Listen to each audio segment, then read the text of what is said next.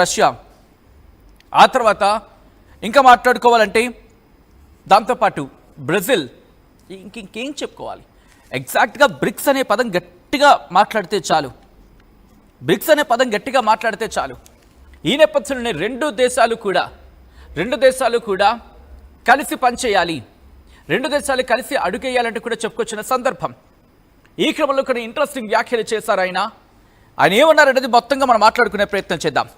ఇటు భారత్ అలాగే చైనా రెండు కలిసి ఒక విధంగా చెప్పాలంటే రెండు దేశాలు కలిసి ఒక్కటే డ్యాన్స్ వేయాలంటే, డ్యాన్స్ వేయడం అనే సెన్స్ అదొక నెగిటివ్ వేలో కాదు, అంటే రెండు కలిసి ఒక తాండవం, అంటే ఒక రెండు కలిసి ముందుకు వెళ్తూ ఉంటే 2.8 బిలియన్ పీపుల్ అంటూ కూడా విక్రమ్ మిశ్రీ చెప్పుకొచ్చారు.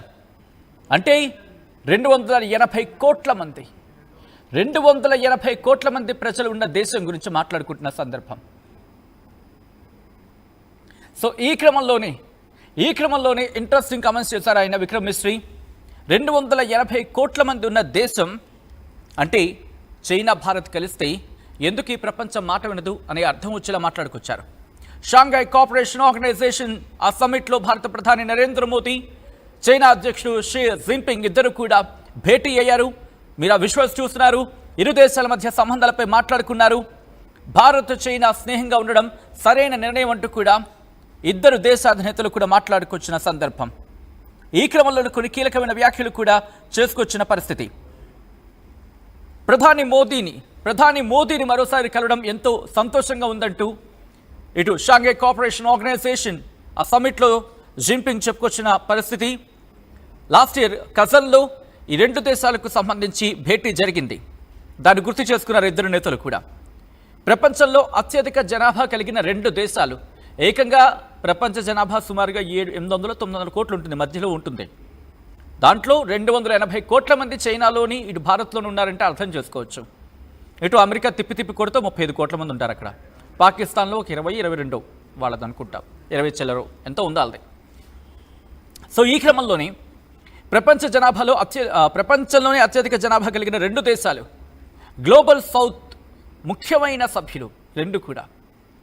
సౌత్ గురించి మాట్లాడుకున్నా, ఏషియా గురించి మాట్లాడుకున్నా, ఇటు ఈ రెండు దేశాలు తప్ప మార్కెట్ ఎందుకు ఈ రెండు దేశాల గురించి మార్కెట్ చూస్తున్నాయి ప్రపంచ దేశాలు?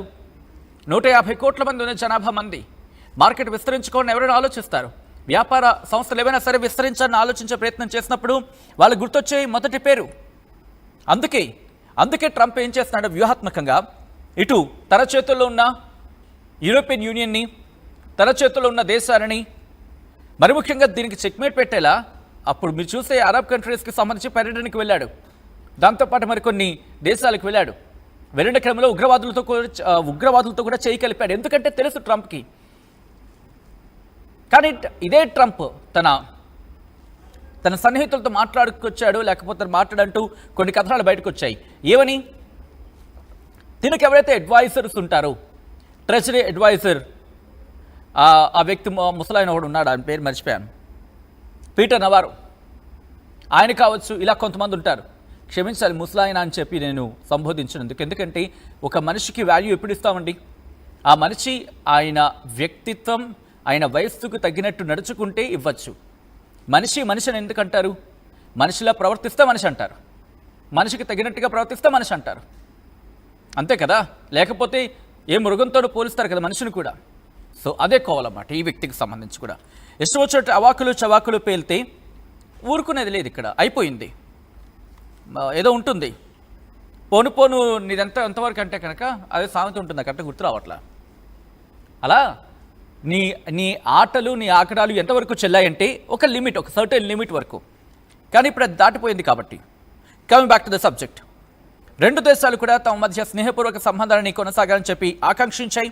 రెండు దేశాలు విజయాలకు దోహదపడాలంటే డ్రాగన్ ఏనుగు కలిసి రావడం సరైన చాయిస్, సరైన ఆప్షన్ అంటూ కూడా మాట్లాడుకున్న సందర్భం. ఇటు డిప్లొమాటిక్ వీలో కావచ్చు, దాంతోపాటు డిస్ప్యూట్స్ కాస్త డిస్ప్యూట్స్గా మారకూడదని, ఎగ్జాక్ట్గా డిఫరెన్సెస్ కాస్త డిస్ప్యూట్స్గా మారకూడదని చెప్పి. ఎందుకంటే సాధారణంగా అంటూ ఉంటాం కదా, అభిప్రాయ భేదాలు ఉండొచ్చు, అభిప్రాయ భేదాలు కాస్త అవి శత్రువులుగా మారకూడదు. ఇప్పుడు ఒక ఎక్స్ ఒక వై తీసుకుందాం. ఎక్స్ ఒక ఒపీనియన్ చెప్తాడు, వై ఇంకొక ఒపీనియన్ చెప్తాడు.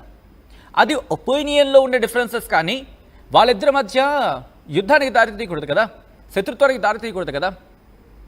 సో అది ఇక్కడ కూడా అదే మాట్లాడుకున్న సందర్భం. మరి ముఖ్యంగా శాంతి కోసం, సుస్థిరత కోసం రెండు దేశాలు కలిసి బాధ్యత తీసుకోవాలని చెప్పి ఇరు దేశ అధినేతలు ఇక్కడ మాట్లాడుకోవడం జరిగింది. చైనాతో సానుకూల సంబంధాలు కొనసాగించేందుకు భారత్ కట్టుబడి ఉందంటూ కూడా భారత ప్రధాని నరేంద్ర మోదీ చెప్పుకొచ్చారు. శాంతి, సుస్థిరత, స్థిరత్వం కోసం నెలకొనడానికి సిద్ధంగా ఉన్నాయని కూడా చెప్పుకొచ్చిన సందర్భం. దీంతో పాటు కైలాస్ మానసరోవర్ యాత్ర తిరిగి ప్రారంభం కావడం పట్ల కూడా ఆయన సంతోషాన్ని వ్యక్తం చేశారు.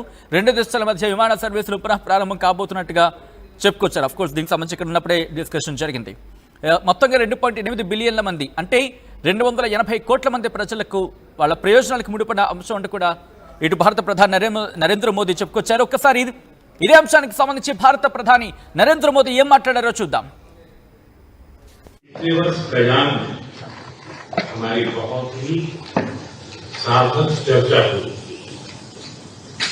हमारे संबंधों को एक सकारात्मक दिशा मिली।